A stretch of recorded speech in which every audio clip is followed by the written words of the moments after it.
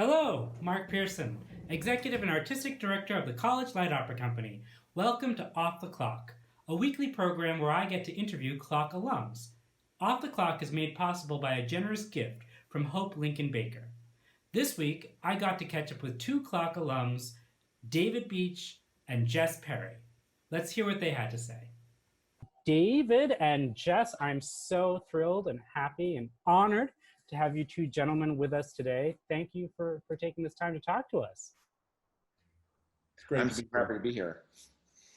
So just to refresh us and remind us, can you tell us, when you were at CLOC, if you're willing to disclose that information, and then where you are and what you do now? David, would you kick us off? Okay.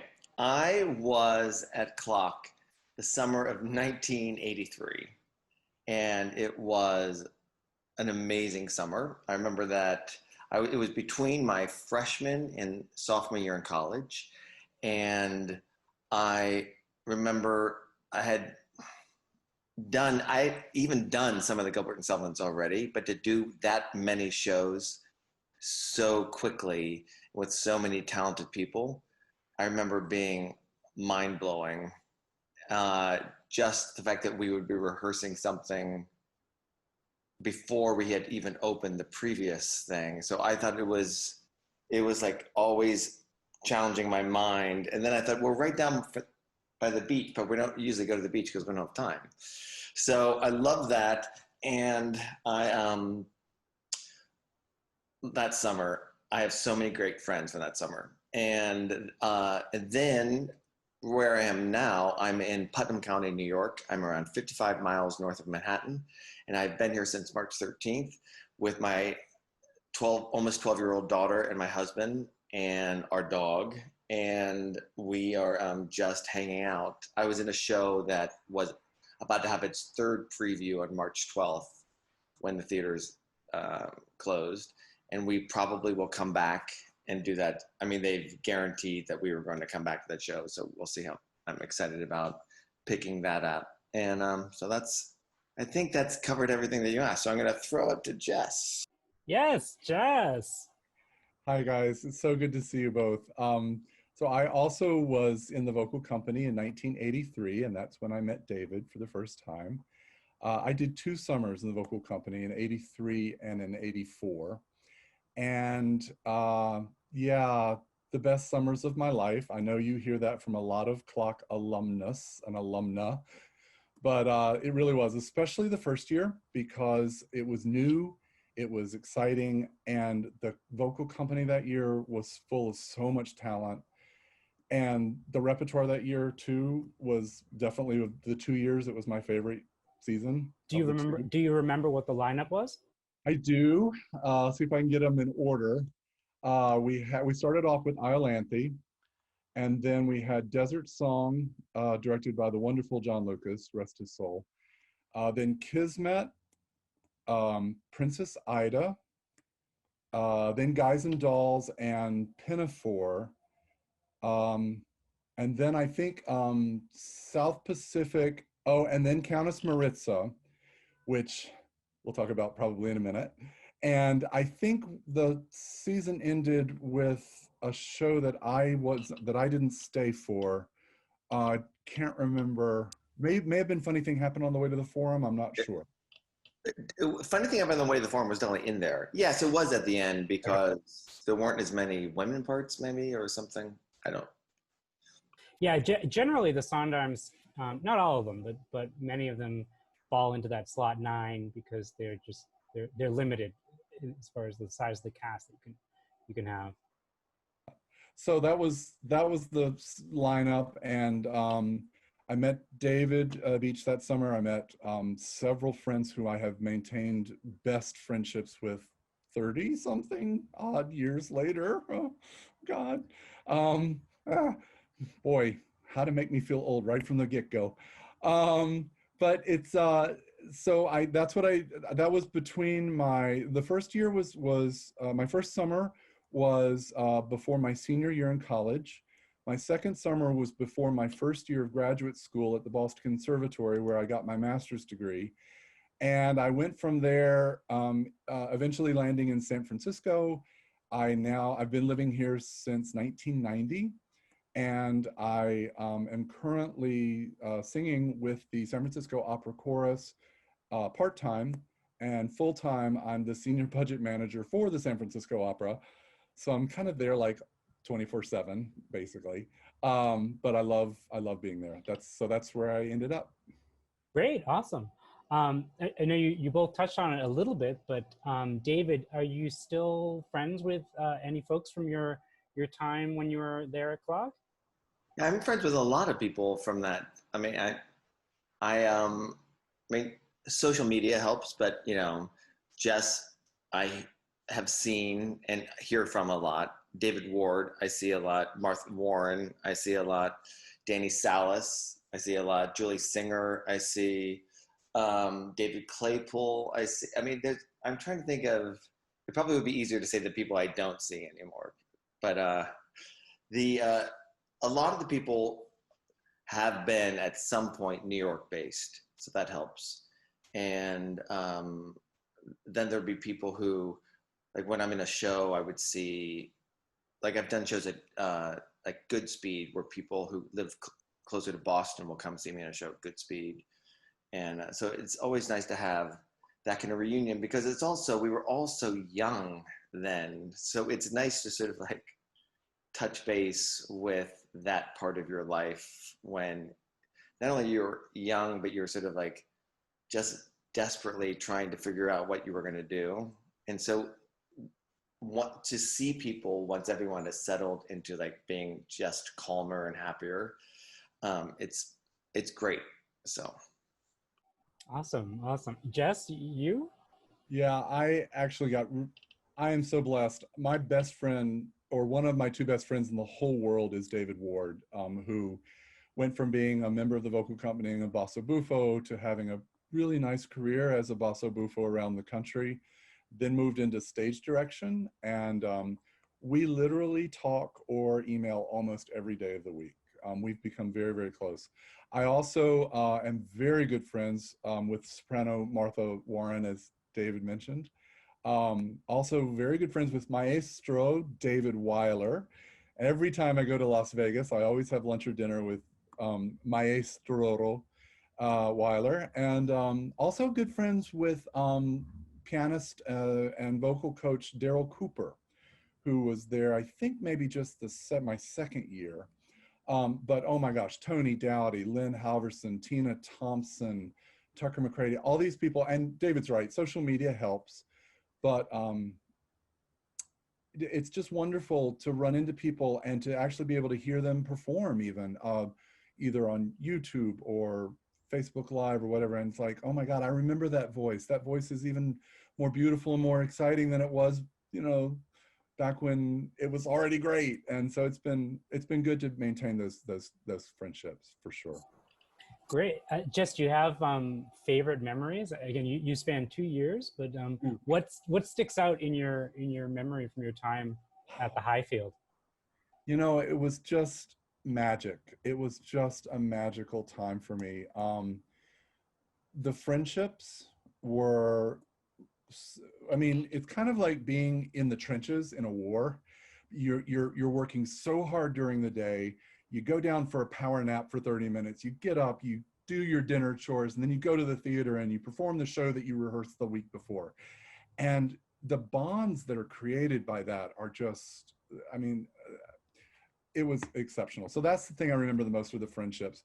The show that I remember the most is Kismet. Because it was such a special production. The director was Tony Howarth, and he re-envisioned the show so that he inserted this character, Omar Khayyam, who was the storyteller, the poet and storyteller, who basically was not in the script, I don't believe at all, but was the storyteller for the whole show. And I was fortunate enough to be cast as Omar Khayyam. And even though I didn't have that many lines or that much singing to do, I was literally on stage from the beginning of the show until the curtain, final curtain.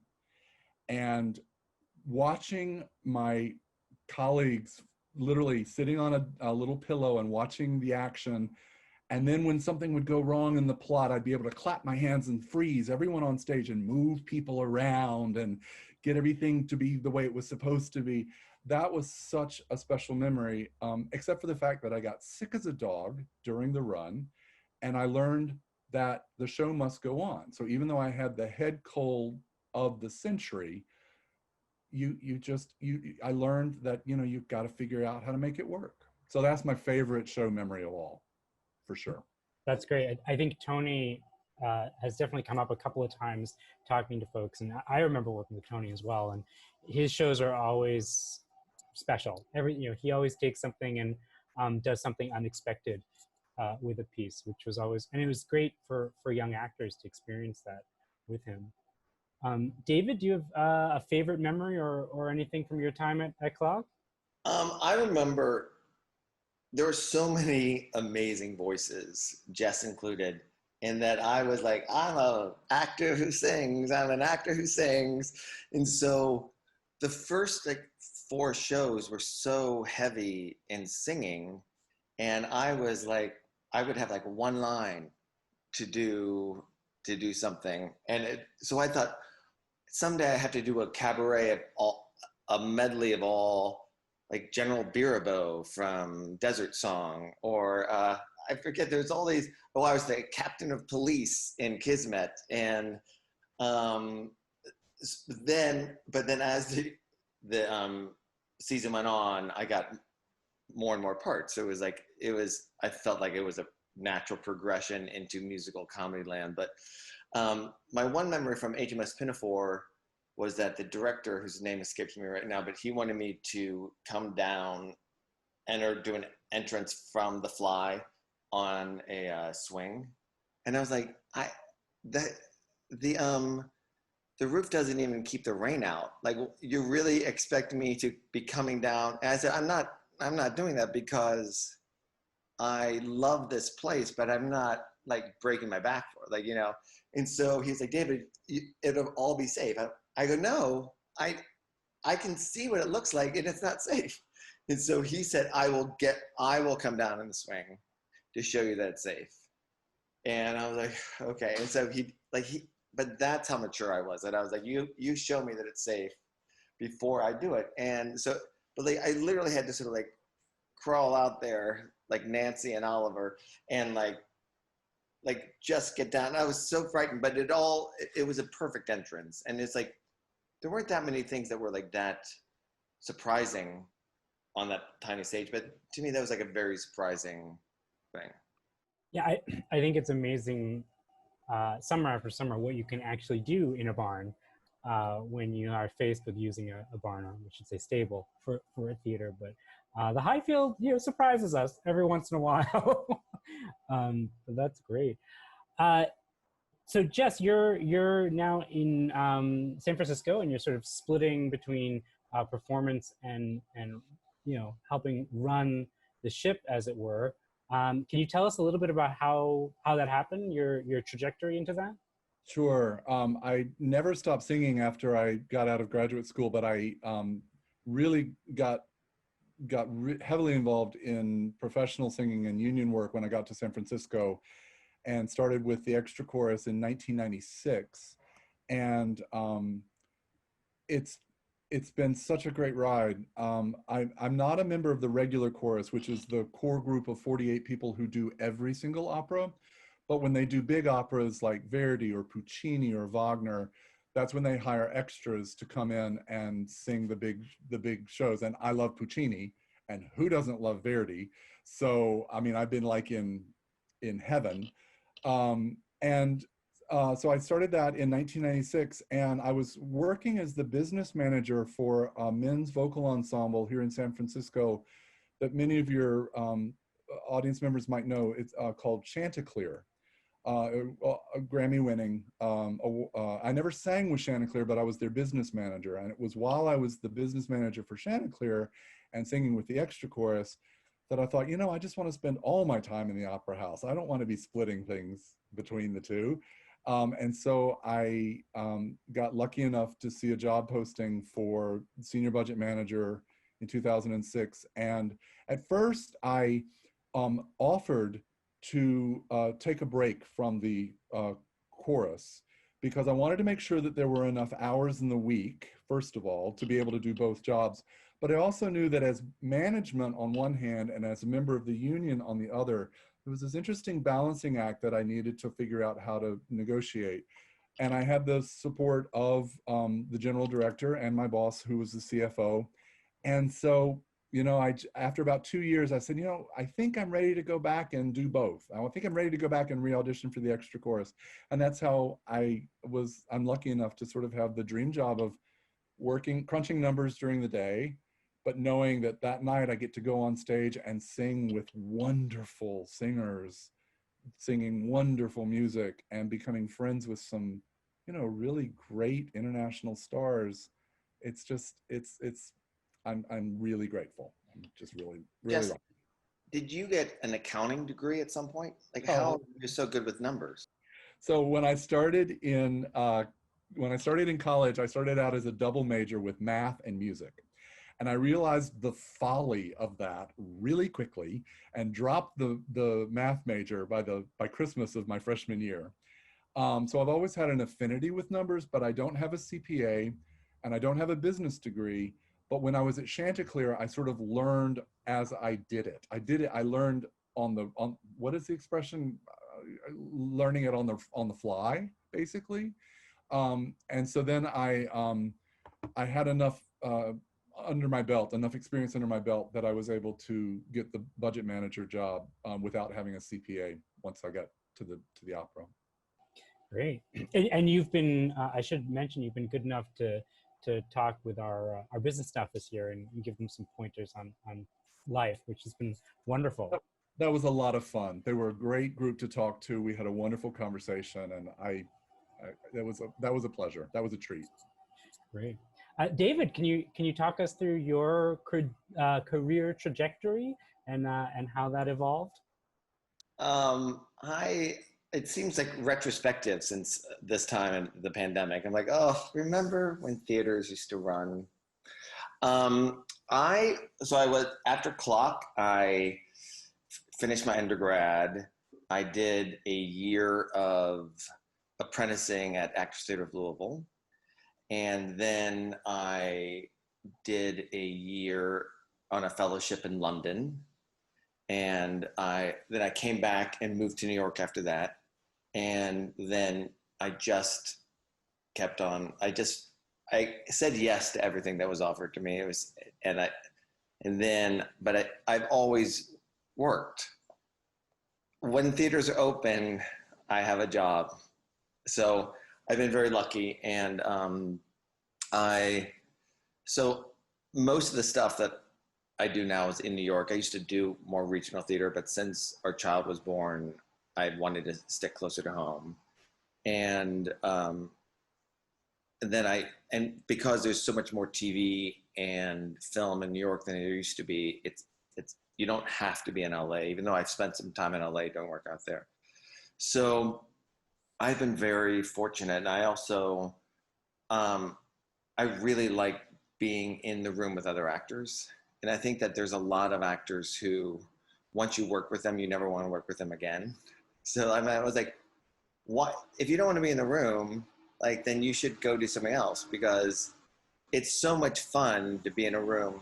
Oh, sorry, they're trying to put the power back on in our county. So all the big trucks are going by. So I love being in the room trying to create something. That's my favorite part of the process. And I'm lucky in so many other ways, because I have stability in my home life, and I have a husband who's great. And, so I don't have some of the same hardships in New York that other people have. We had the same apartment for 25 years and moved to a different, I had a lot of stability. So I was able to sort of like have my craziness at work rather than in my personal life. So, but anyway, that is my trajectory. You know, like now you just think like, oh, like to see pictures of Times Square with no one in it in the middle of the day is like just like a bad movie to me. So I think that's my trajectory. I'm hoping my trajectory will go with the reopening of theaters. Right, we'll start up again. Is there something thus far that sticks out to you that you're most proud of, or a project that you think back and you say that was a really amazing moment? Well, the thing that I've been thinking about recently is like 9/11 and how that was a different bounce back. And I was in the middle of, I'd been in the original Off-Broadway company at Urinetown, and we were just transferring to Broadway at the time, and opening the week of 9/11. And I just remember how incredible it was to go back to work, how frightening it was to go outside. And that's what's weird about this time is that you can't be near people. So one of the big things that healed New York was everyone getting together in a group. And so there were similarities, and then there's just nothing similar about these two situations. But that play was so moving to me because we created it in the same way like you do when you're in a grad school class and saying, let's make a machine, you know, like it was that kind of thing. So, and it was so like fresh at that time. So that has really sticks out in my mind. We've had a reunion recently on Zoom to talk about how much we miss that. Well, everyone misses theater right now, but or in a restaurant or anything. Or life in general, yeah. Jess, Mark, is there, yeah, go ahead. to jump in and correct my friend David. So David said that he's been so lucky and so blessed. David is so talented. David earned every single thing that he accomplished. I flew out to New York to see Urinetown, and I was just gobsmacked. And then a few years later, I was in New York with David Ward, and we saw him in Mamma Mia at the Winter Garden. And it was like I was seeing that show for the first time, which it definitely was not.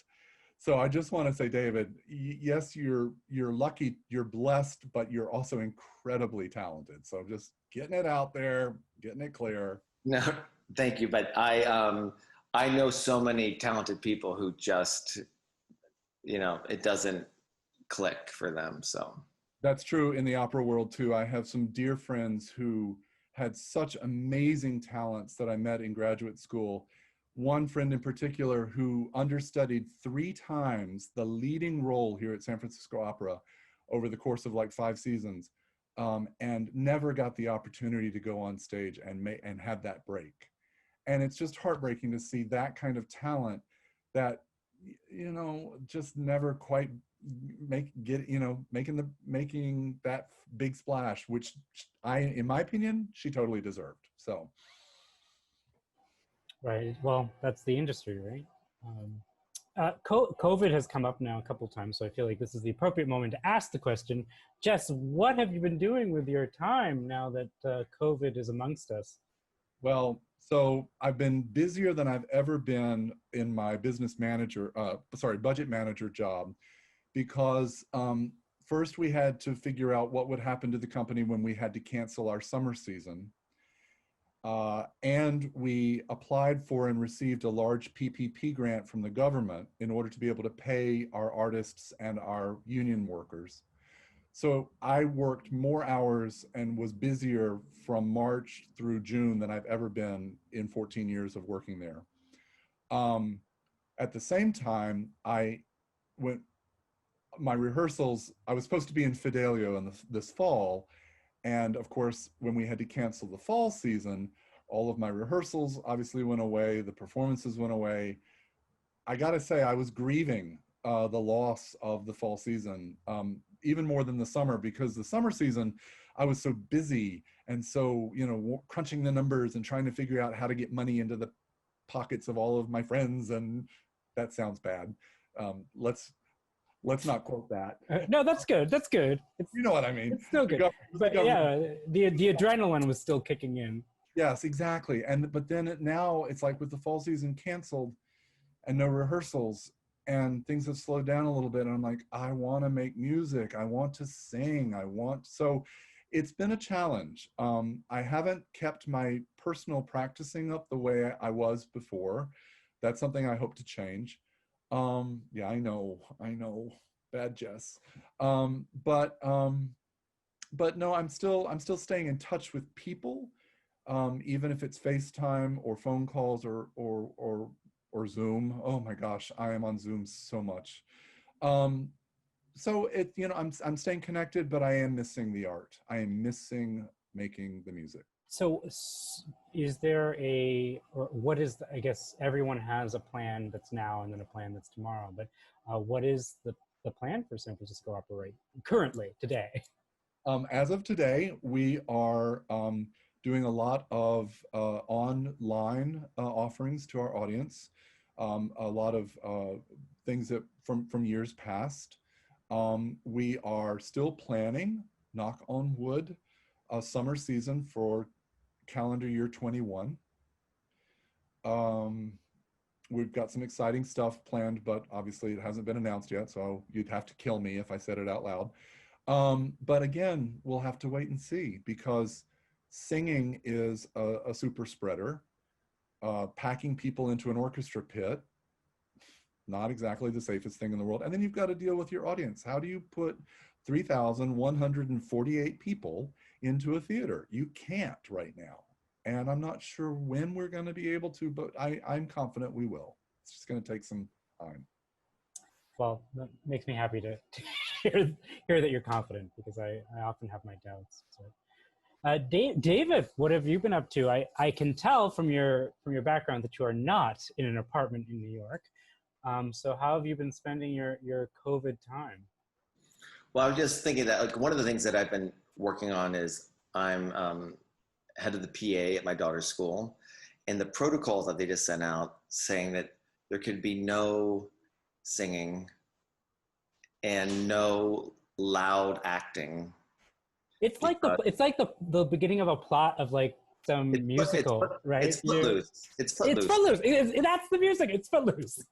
So that's been, but what happened is that so we're in a community that we're all have like screened-in porches and decks, and we try to sort of like keeping things. We have movie nights, and we have out with circles on the lawn, and people can sit in.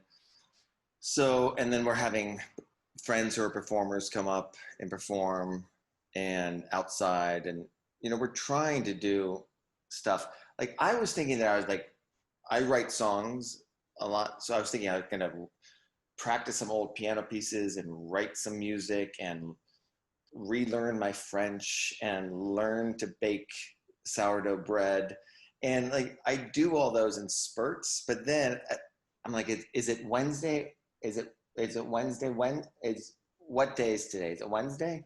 And like it becomes a little monotonous of trying to figure out. I'm not grounded in the way that I usually am with a routine when I have a job to go to, and I'm trying to help with our daughter's like online learning, and my husband runs New 42, so he is all of a sudden he's trying to think of how the theaters are going to reopen, and for a long time I was thinking, can you tell everyone what New 42 is, just in case they don't know? New 42 is this amazing. I'm going to describe it wrong, and I'm going to hear about it later, but it was a classic redevelopment of 42nd Street that revitalized theaters, commercial spaces, and there's the best theater for families, young audiences anywhere in the world. There's also the most famous studios for new shows and and dance companies in the world. I think it's the best new 42 studios. So anyway, he's been trying to keep all that alive when you never think about that street being empty, or so I've been like hearing all about the plans to reopen through him, and so anyway, I've just been trying to think, like, I hope we look back at this time that no more people pass away, obviously, number one, but that we look back at this time that we've changed something about how we are as a society, and that my family has valued the time we've had together. So, but it is a crazy, like sometimes I think I'm in a weird dream where like I haven't been to New York City since March 13th. So it's just crazy to me. Yeah, it's definitely very bizarre. I tend to try to find things to laugh about in situations, and I think I may have said this before, but I can't help laughing. You mentioned like all the things that you're gonna do now that you haven't been doing, and I think that none of us adult humans for the rest of our lives are ever going to be able to say anything like, oh, well, I would learn the tuba if I had the time, because the question's gonna be like, well, did you learn the tuba during COVID-19? Like, I thought I would have all these books read, and I sit down with a book, and then I'm like, oh, I should go check the news feed to see what's happening. It's like, it's instead of, and I have this one friend who does a COVID text alert thing where she puts the latest, and she always wakes up at 5:30 because that's when she starts texting the worst stories. And I always sleep with the phone near the bed, unfortunately, but I'm like, there's too much information and none of it actually agrees with each other. Like each article contradicts the other article. But yeah, I find, for me anyways, personally, I just have to shut it off at some point. Just like all devices off, I need them off. But then it's the frightening thing when you turn all the devices on and you see everything that you missed. But I can't come up with another way of keeping my sanity at this point. I want to ask you both a little bit back to art, a little bit about your processes and how you approach shows, especially since you're in kind of similar but different worlds of performing arts. Jess, how do you approach a show? Especially, I'm sure a lot of the shows that you are in and work on are shows and many times productions that you've been in multiple times before, knowing that that's how the opera world kind of works. How do you bring something fresh to a remount or another Traviata? That's a great question. For me, there's always something new to hear coming out of the orchestra that I haven't heard before, that motivates either the chorus to sing with their next line or to motivate the principal artist to make their next move. There's always, even when you bring a production back that you've done before, the best directors, in my opinion, in my humble opinion, are the ones that can help bring something fresh to something that they're bringing out of the book, even if they brought it out of the book, the time before. For me personally, I get more into the texts every time I do a show. So I was trained, my mentor in graduate school was John Moriarty, who wrote the Diction book, and he was my mentor for 2 years. He's why I went to Boston Conservatory.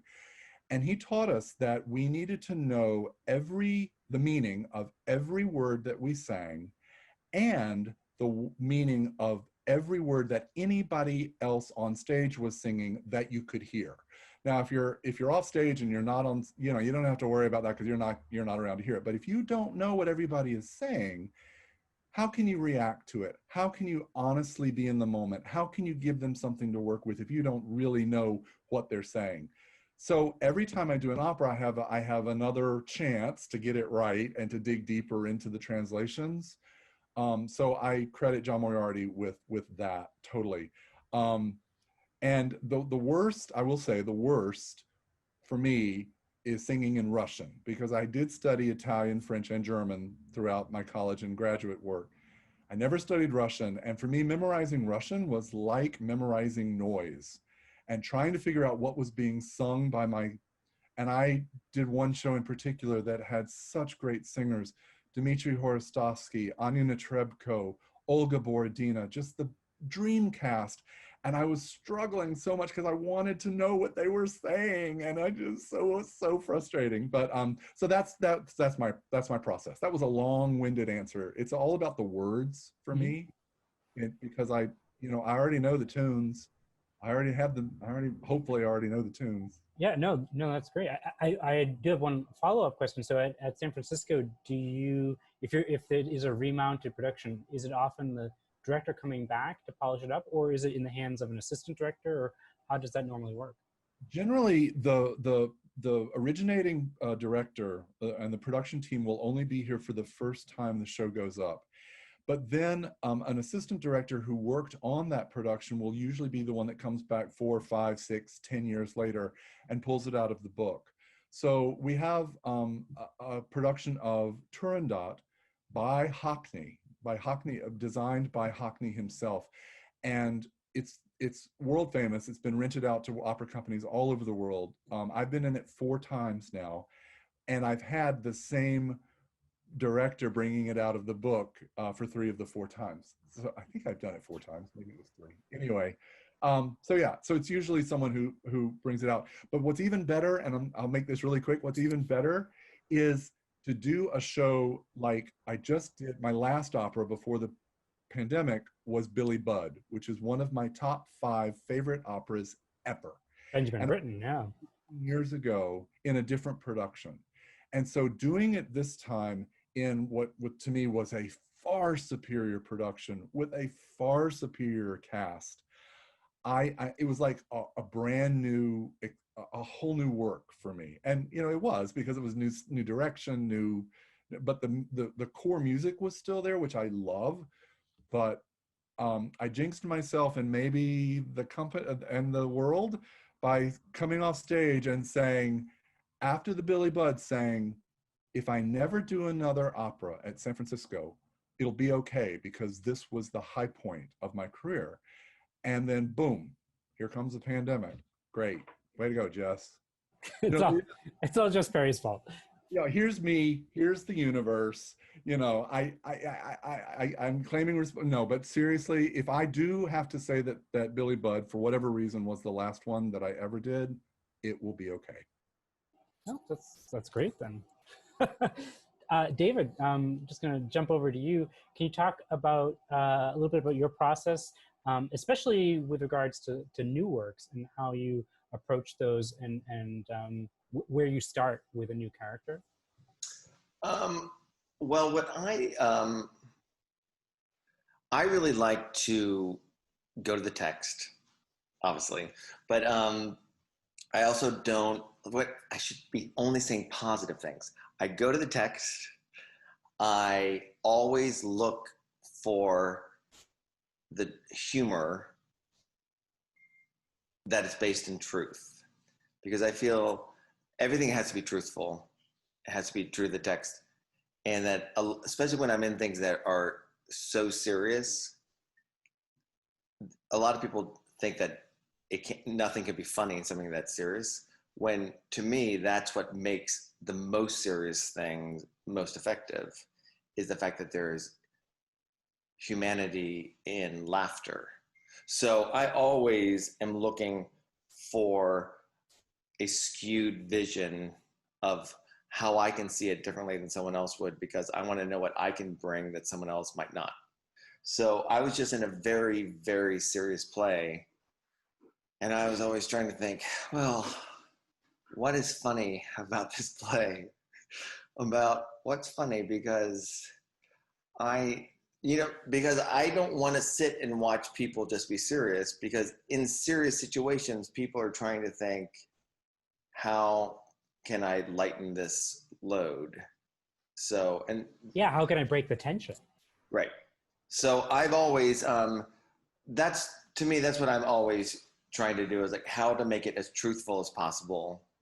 And also, I don't like seeing people do things halfway. So some people have said, David, you probably could pull it back a little bit. But I like to, you're not there to pull it back. You're there to sort of do it full out.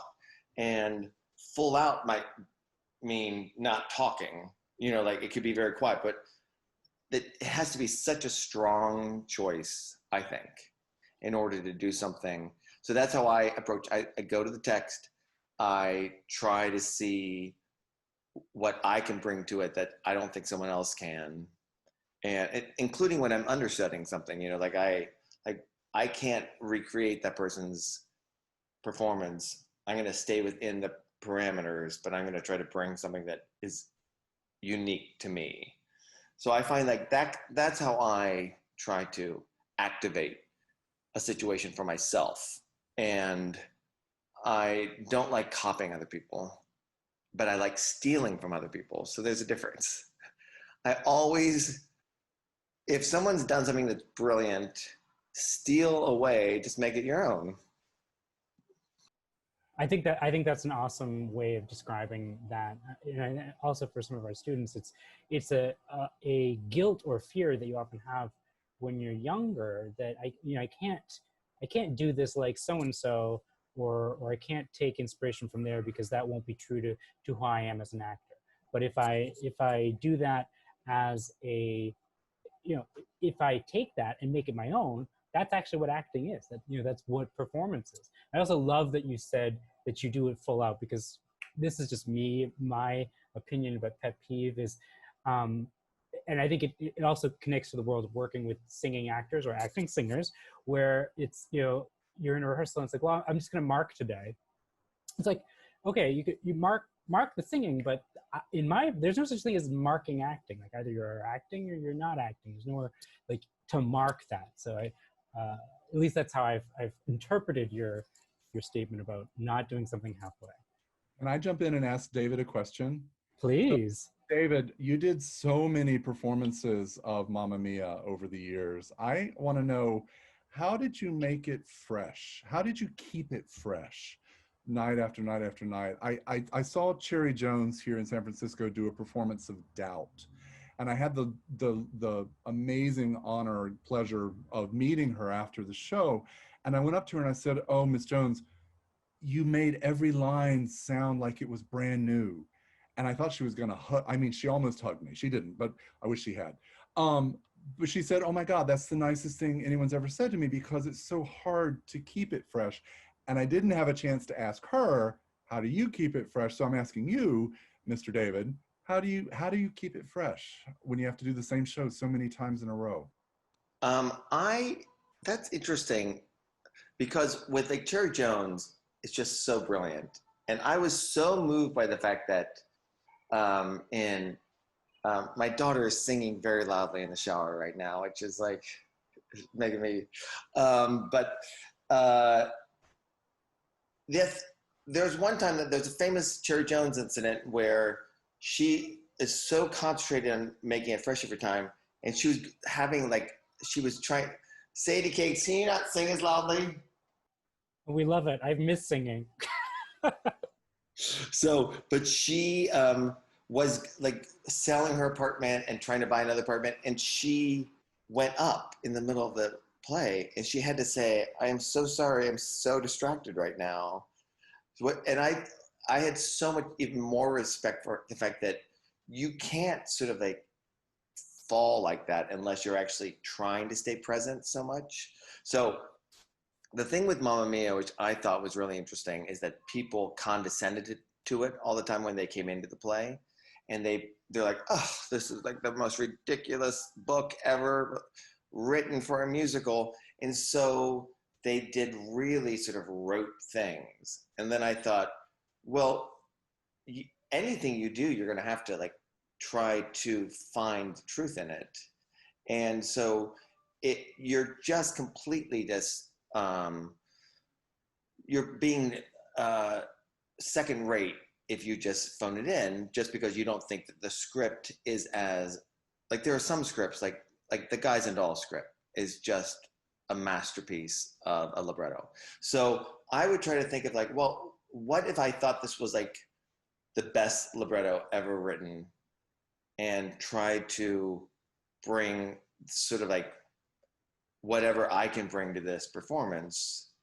And so that was hard sometimes because there was not the sort of richness of language but I thought it was a great lesson to work on something like that. Also, I was really aided by the fact that some of the most talented people were in that show. So I got to sing opposite and act opposite like the best people. So that helped. Yeah, I mean, obviously, I think colleagues are huge to help you along that way. If you have the right team, then it can be fresh every time.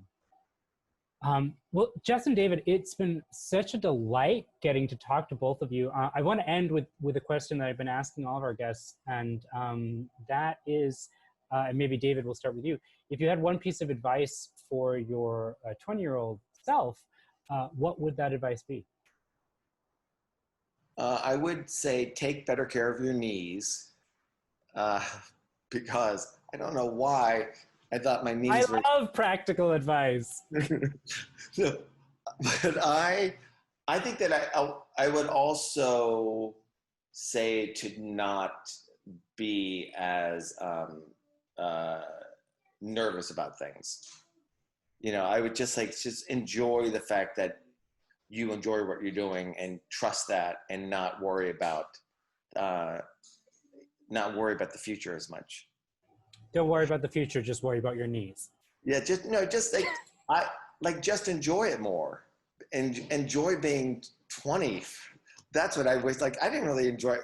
I was already 50 at the age of 20. So it's like, I wish I had enjoyed being 20 more. Great. Jess, what would be your piece of advice for the 20-year-old Jess Perry? Wow. Well, as someone who has a bad knee, I can only relate to what David said about taking better care of my body. What would I say to my 20-year-old self? I would say now, I guess I would say to myself, you know, you're making okay choices. Trust yourself. Because when I was in graduate school, I was a very small fish in a very big pond. And I was surrounded by people like Denise Graves and Lorraine Hunt and some really amazing singers who went off to huge international careers. And I chose not to go that route, and not even to try to go that route. And I was very unhappy with myself for a while, because I was like, you know, I maybe you should have been a starving artist. Maybe you should have, but you know, I did make the right choice for myself by not trying. And I didn't believe that I had the chops. And I don't know how to say this without sounding weird, but you know, you need to be honest with yourself. And I think I needed to trust myself more and to be happy with some of the decisions I made, because they worked out great in the end. But I was just putting myself through the ringer at the time, thinking, oh, you've paid all this money to go to graduate school, but you're not going to go to live in New York and starve and try to audition for all these agents? What are you, an idiot? So I guess just I would have trusted my instincts more, I guess. Yeah, I mean, I think that falls into the category of be kinder to yourself. You know, often we're the worst person to ourselves, and especially at that age, and that doesn't help anything. That's great advice. Well, gentlemen, thank you so much for taking this time to talk to us. It's been such a pleasure, Mark. I'm just sorry I didn't get to make my trip to CLOC this summer to see all of you in person and to see the wonderful local company again this year. But next year, okay? Yes. I'll be there next year. I need to come see a show next year as well, but only if Tanta David is directing. So Yep, we'll it's a deal. It's a deal. We will line that up. I mean, I can't say that we're going to hire Tanta David Ward, for those of you who don't know who Tanta David is. I can say that if he is directing, David, you and I can line it up with a whole bunch of other people, and we'll have an alumni week, and we will paint the town red. Please do. Please do. Thank you, guys. Mark, Thank thank you so much for inviting me. Jess, thank you for suggesting he invite me. And it's been great. It's been great to see you too, David. Take care. Off the Clock is part of our larger series, Digital Clock. Digital Clock is made possible by a generous gift from Phil and Liz Gross. If you'd like to learn more about our programming or how you can become a supporter, visit us at collegelightoperacompany.com. Tune in again next week for another episode of Off the Clock.